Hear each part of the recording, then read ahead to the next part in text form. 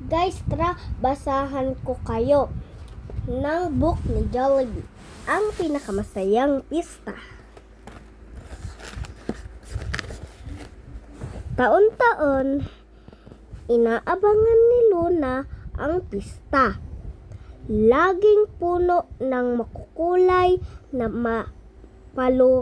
palamuti ang kanilang bahay.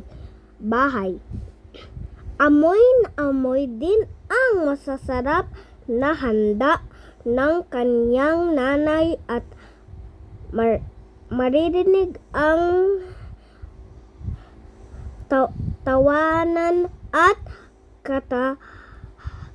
kantahan mula sa loob.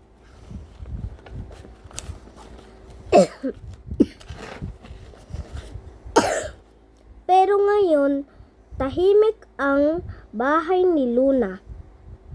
Walang palamuti, walang musika. Kaya nagulat ang kaibigan niyang si Mateo.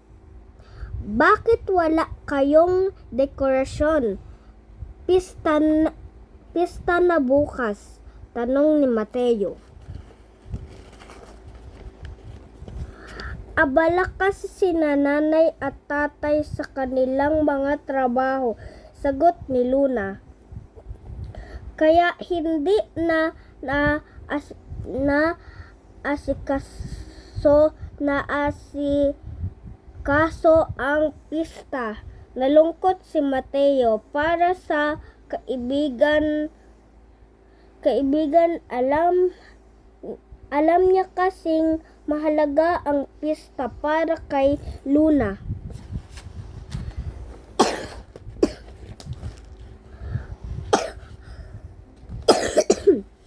Habang pauwi, nakasalubong ni Mateo sina Jollibee at Hetty.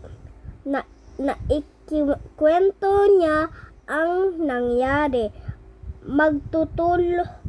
Magtulungan tayo, sabi ni Jollibee. Bigyan natin ng saya ang bahay ni Luna. Dagdag ni Hetty. Humingi si Mateo ng tulong sa kanyang mga magulang at mga kapitbahay.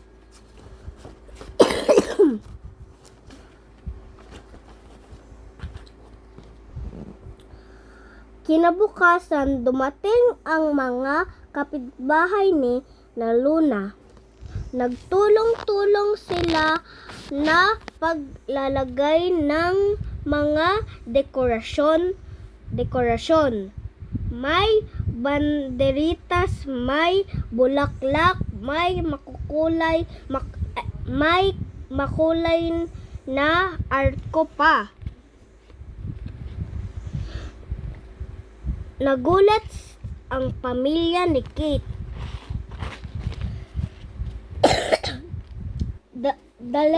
Dala rin namin ang mga paborito ninyong pagkain, sabi ni Mateo.